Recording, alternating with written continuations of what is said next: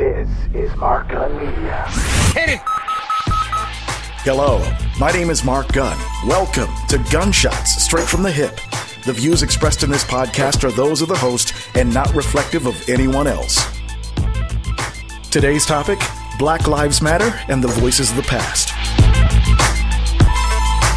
Another one of the issues I've remained quiet about over the last few months has been the Black Lives Matter movement. Reason being that its very existence is enough of an indictment of America's failure to deal with its issue of race. Now, I don't need to go on a rant about America's history with race. There's enough information already. However, when someone, usually a white person, asks me why we're still talking about it, and they insist that it belongs in the past, I stand by my assertion that the problems of the past are still happening in the present. To prove this point, I'll talk about some of the different aspects of why the Black Lives Matter movement is so important today.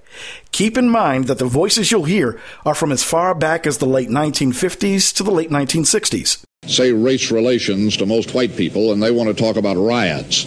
Say race relations to most black people, and they want to talk about discrimination or white racism. Although we've made progress, you'll be made painfully aware that it's simply not enough. I don't think when a man is being criminally treated, that some criminal has the right to tell that man what tactics to use to get the criminal off his back. When a criminal starts misusing me, I am going to use whatever necessary to get that criminal off my back. And the injustice that has been inflicted upon Negroes in this country by Uncle Sam is criminal. Malcolm X talked about the very reason for Black Lives Matter.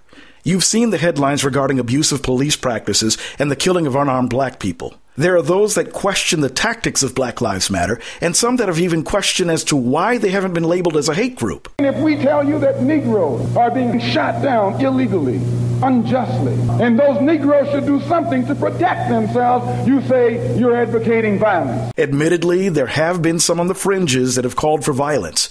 That doesn't discount the mission of the group as a whole. We're nonviolent with people who are nonviolent with us.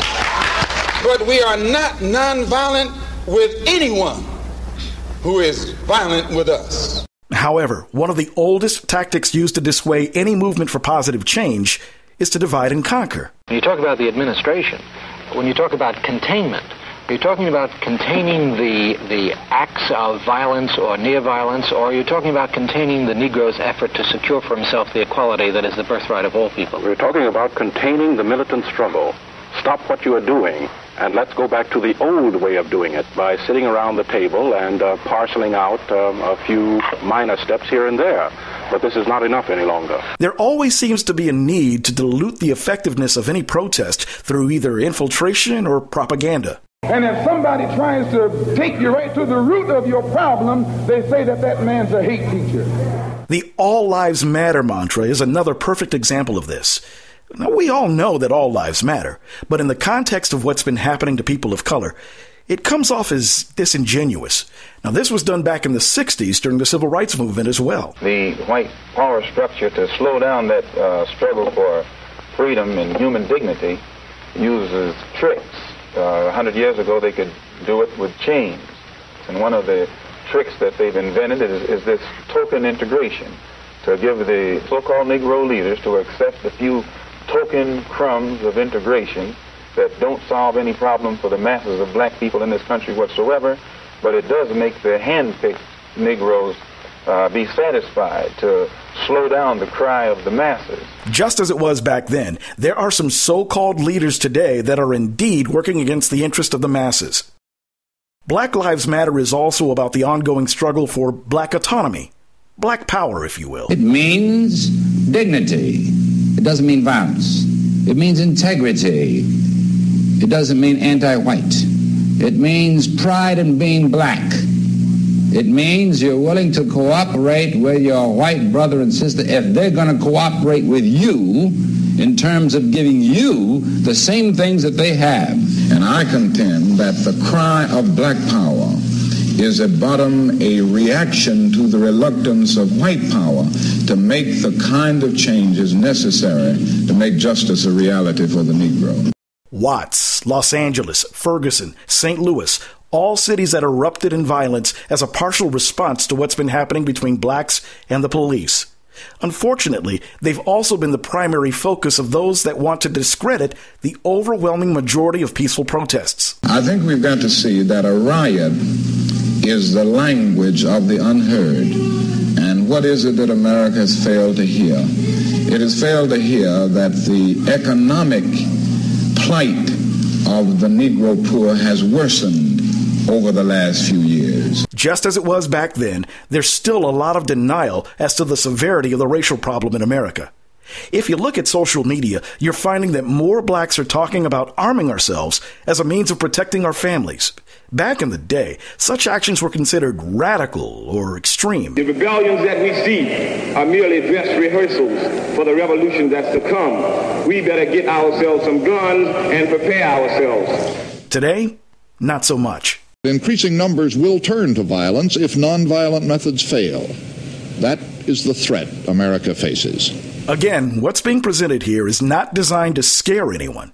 My sole purpose is to show how the problems of the past, through the voices that articulated them, are still extremely relevant when discussing the racial issues of today. Now, any statements I make about race would be incomplete if I didn't point out some of the progress that's been made. I'm not talking about the obvious strides that some of us have made through various fields of endeavor. That's too easy, and it's also the argument some whites make without feeling the need to address the very root of the problem. No other racial group has been a slave on American soil.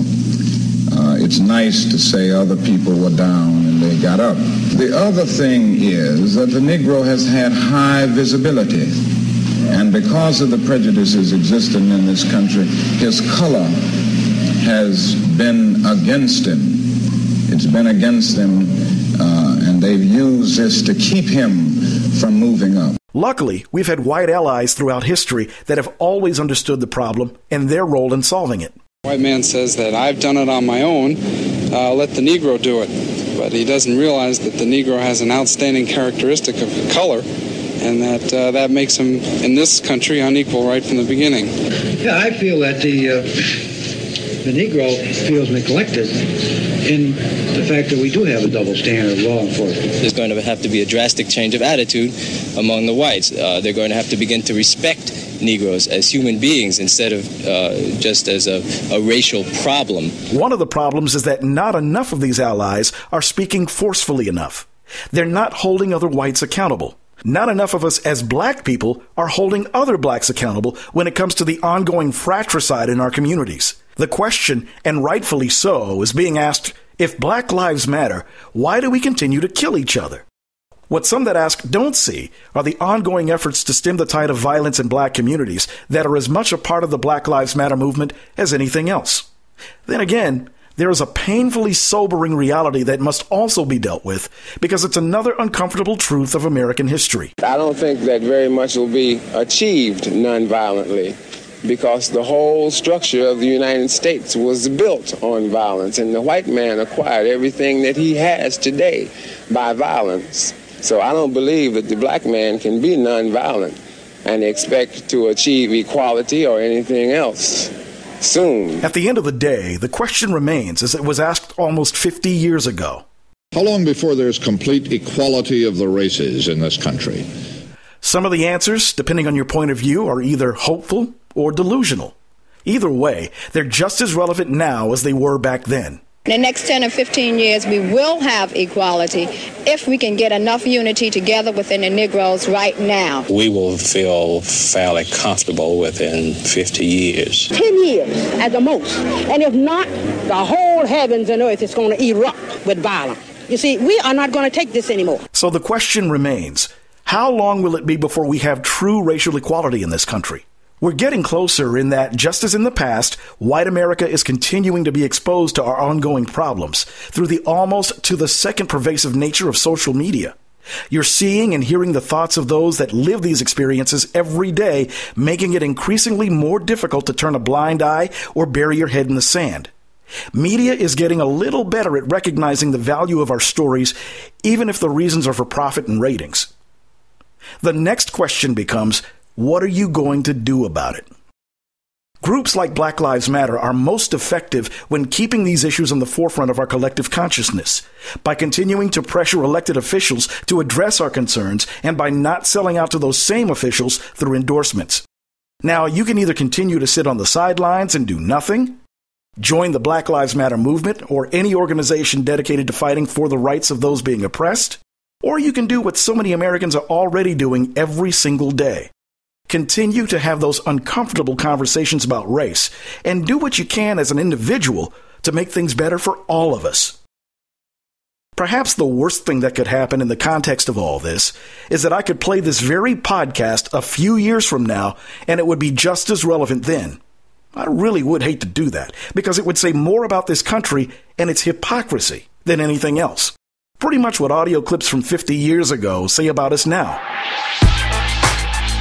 You've been listening to Gunshots Straight from the Hip, the podcast. The views and opinions expressed are those of the host and not representative of anyone else. If you have any comments or questions, please feel free to leave them in the section below or send an email to markgunmedia@gmail.com. Thank you for listening. Mark Gun Media. No hype, no hoopla, just damn good work.